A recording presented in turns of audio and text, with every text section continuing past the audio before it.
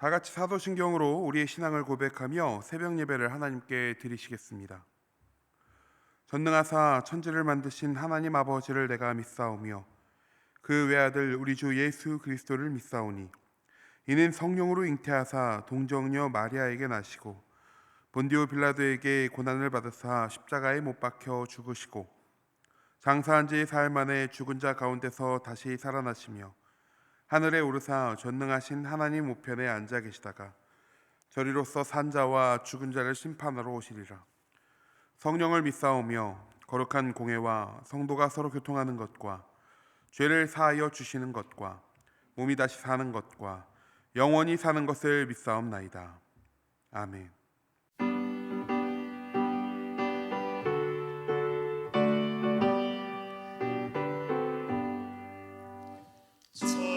찬송하는 소리 있어 사람 기뻐하도다. 하늘 아버지의 이름 거룩하도다. 세상 사람 찬양하자. 거룩하신 하나님께 할렐루야 할렐루야 할렐루야 아멘.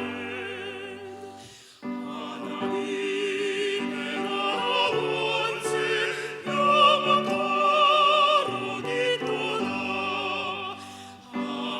하나님의 영광 나라 거룩하도다. 하늘 보좌 계신 주님 세상 주관하시도다. 할렐루야 할렐루야 할렐루야 아멘.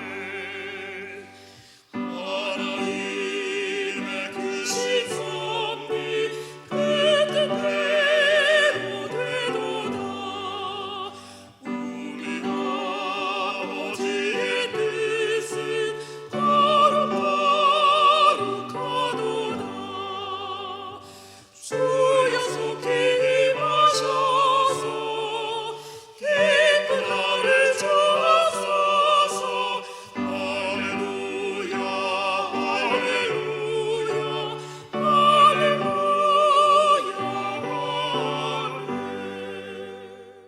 오늘 우리에게 주시는 하나님의 말씀은 구약성경 예레미야 27장입니다.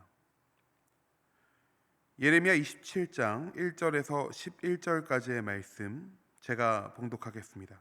유다의 왕 요시아의 아들 여호야김이 다스리기 시작할 때에 여호와께서 말씀으로 예레미야에게 임하시니라.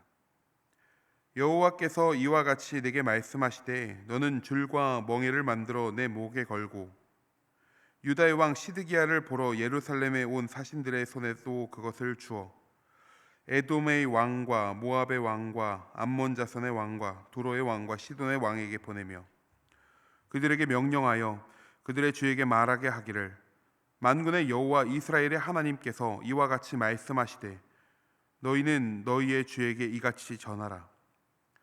나는 내 큰 능력과 나의 쳐든 팔로 땅과 지상에 있는 사람과 짐승들을 만들고 내가 보기에 옳은 사람에게 그것을 주었노라.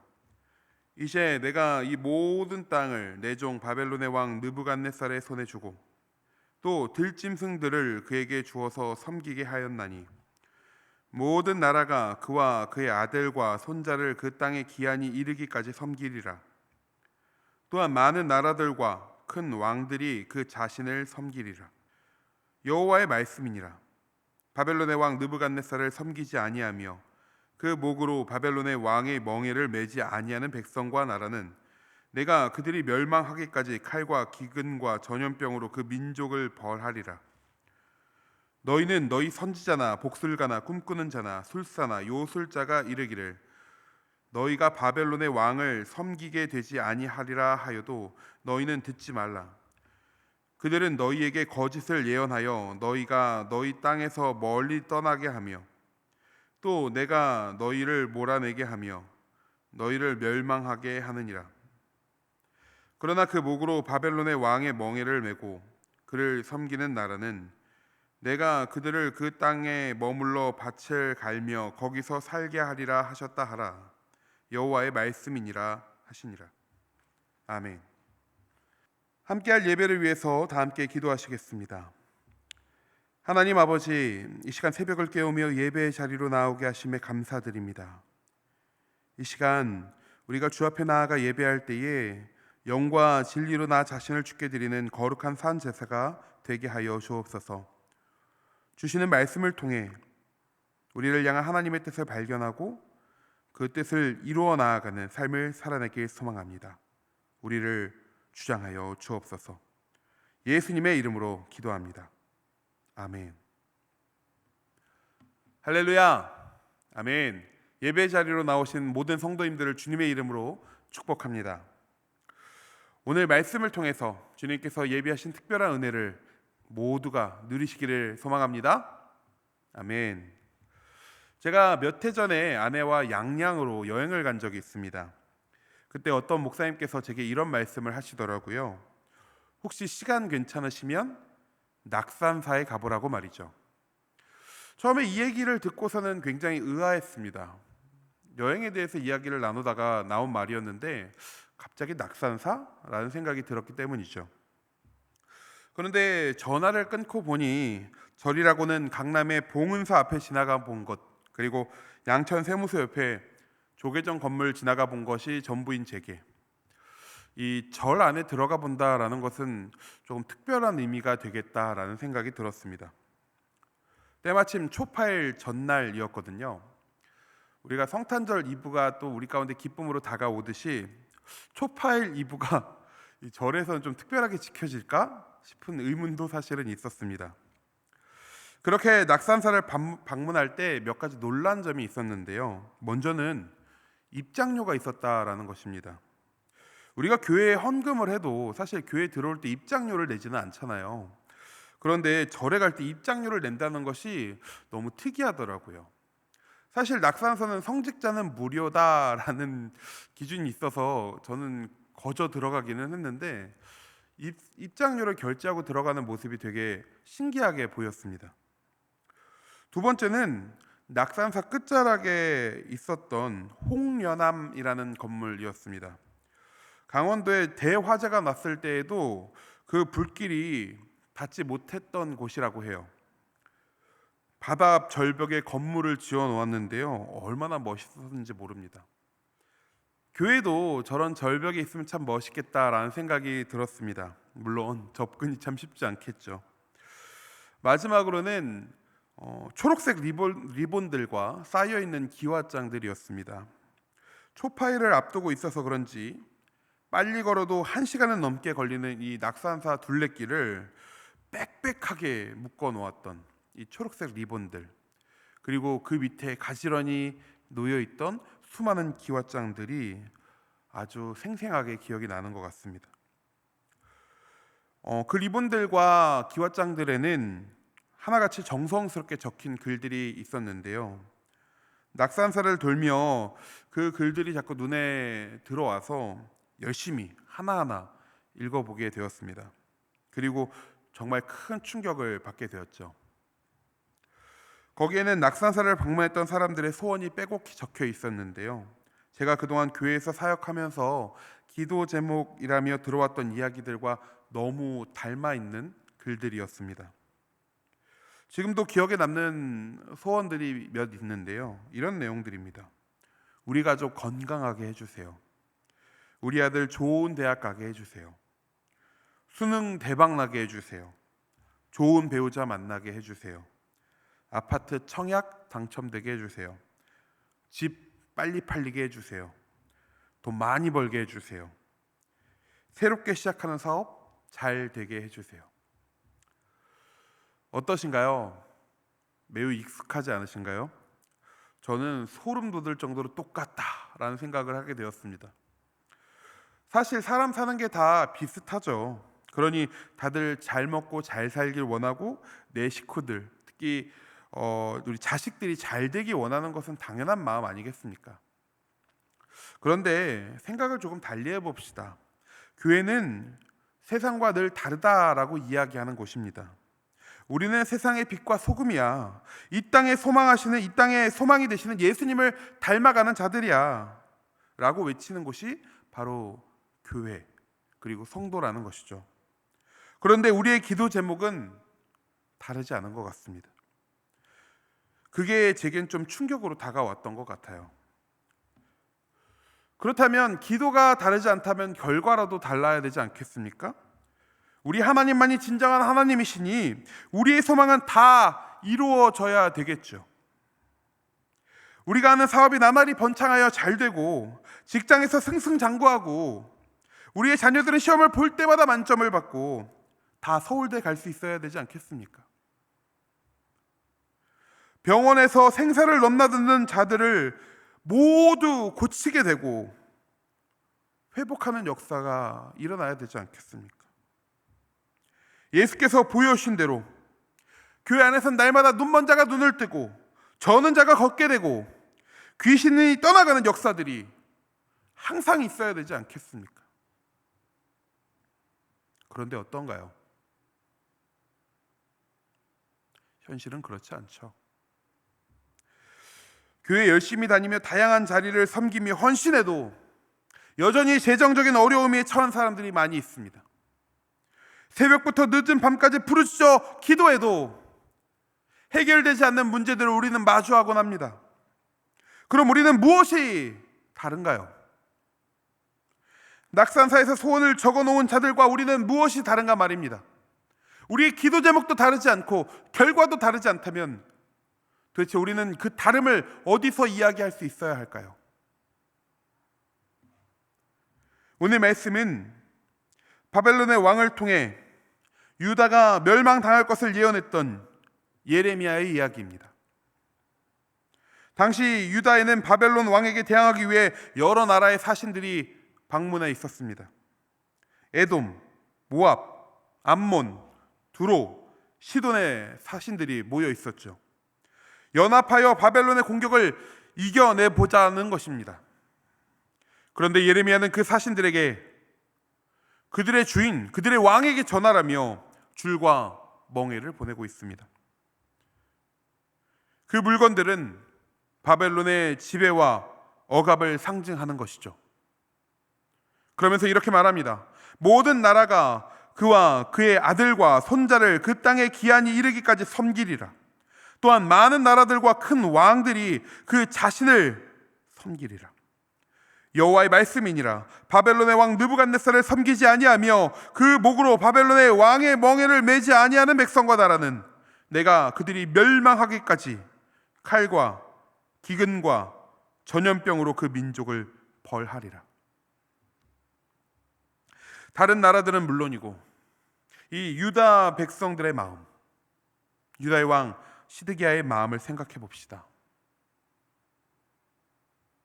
그들 중 누구도 바벨론에 정복당하는 것을 원하는 자는 없었을 것입니다. 오히려 동맹이 잘 이루어지고 전략적으로 잘 대항해서 이겨내길 원했겠죠. 더 나아가 바벨론을 멸망시킬 수까지 있다면 그만큼 좋은 일이 있었을까요? 사람들은 기도했을 것입니다. 주여, 유다를 구원하소서. 이스라엘의 하나님 여호와여, 우리를 구원하소서. 저 이방인의 압제에서 우리를 자유하게 하소서. 그 사이에 예레미야는 계속 하나님의 뜻을 백성들 가운데 선포합니다. 그들이 포로될 것과 그 기한이 있다는 사실까지 말이죠. 그런데 백성들은 그의 말에 귀 기울이지 않습니다. 그저 그들이 바라고 원하는 것만 구하며 그들의 입맛에 맞는 말들을 하는 꿈꾸는 자, 술사, 요술사 같은 자들의 말에 귀를 기울입니다. 결국 어떻게 됩니까? 모두 아시는 것처럼 예레미야의 예언처럼 됩니다. 예레미야가 선포했던 하나님의 뜻이 이루어진 것이죠. 우리는 이 말씀을 보며 우리가 세상과 우리의 기도가 세상의 소원과 무엇이 달라야 하는지를 엿볼 수 있어야 합니다. 우리는 내 뜻, 내가 바라는 것, 내가 구하는 것을 이루기 위해서 신앙생활하는 자들이 아닙니다. 하나님의 뜻, 우리를 향한 그 하나님의 뜻을 발견하고 구하고 이루는 자들이 되어야 한다는 것이죠. 그래서 우리는 다른 것입니다. 빌립보서 4장에 이런 말씀이 있습니다. 6절인데요. 아무것도 염려하지 말고 다만 모든 일에 기도와 간구로 너희 구할 것을 감사함으로 하나님께 아뢰라. 너무나 우리 가운데 익숙한 말씀이죠. 너희 구할 것을 이라는 말, 우리의 마음을 설레게 하지는 않는가요? 그런데 이 말씀은 사실 우리의 소원, 우리의 잘됨, 우리의 평안을 두고 하신 말씀이 아닙니다. 그럼 무엇일까요? 이어지는 말씀에 기록된 하나님의 응답을 보면 우리는 그 답을 알 수 있습니다. 7절입니다. 그리하면 모든 지각에 뛰어난 하나님의 평강이 그리스도 예수 안에서 너희 마음과 생각을 지키시리라. 아멘. 그리스도 예수 안에서 마음과 생각을 지켜주시는 것, 다시 말해 세상의 가르침, 세상의 가치관에 휘둘리지 않고 오직 우리 주 예수 안에 거하는 것, 그분을 닮아가는 것을 응답으로 말씀하고 계신 것이죠. 예수께서 보여주신 주의 뜻을 구하는 기도, 주의 뜻을 이루는 삶을 살아갈 수 있어야 한다. 그것을 구하고 그것을 할 수 있도록 주님께서는 응답하여 주신다라는 것입니다. 그렇다면 우리의 바램과 우리의 뜻을 구하는 기도는 잘못된 것일까요?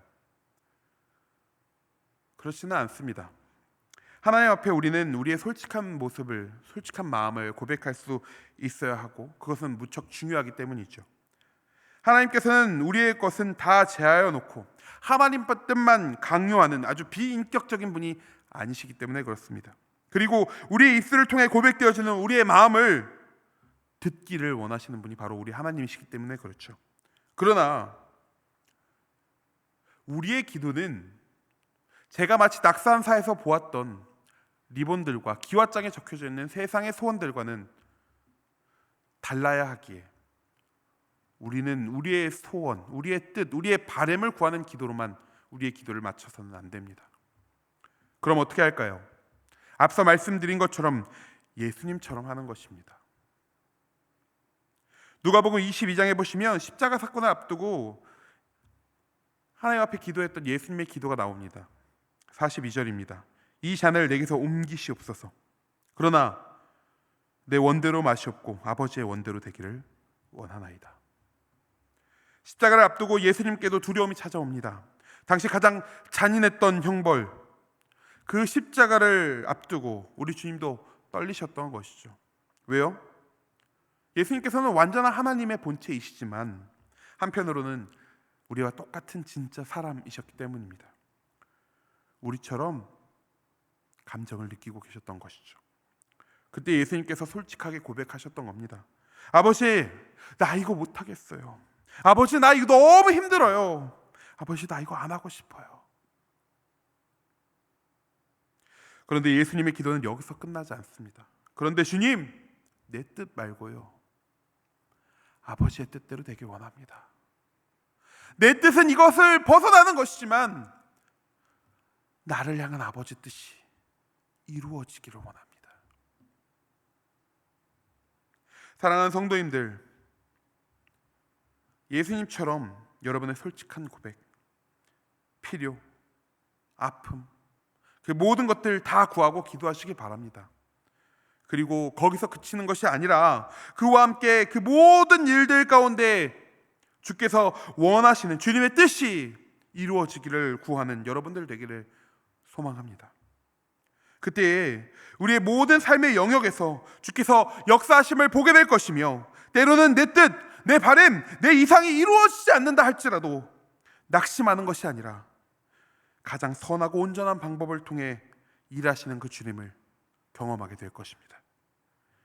이것이 세상의 소원과 다른 우리의 기도입니다. 오늘 말씀을 기억하며 세상 사람들과는 다른 삶, 세상의 소원과는 다른 우리의 기도를 드리며 우리의 삶에 역사하시는 주님을 날마다 경험하시는 사랑하는 우리 모든 성도님들 되시기를 주님의 이름으로 축원합니다. 다 함께 주기도문 하심으로 예배를 마치겠습니다. 하늘에 계신 우리 아버지여, 이름이 거룩히 여김을 받으시오며 나라가 임하시오며 뜻이 하늘에서 이루어진 것 같이 땅에서도 이루어지이다.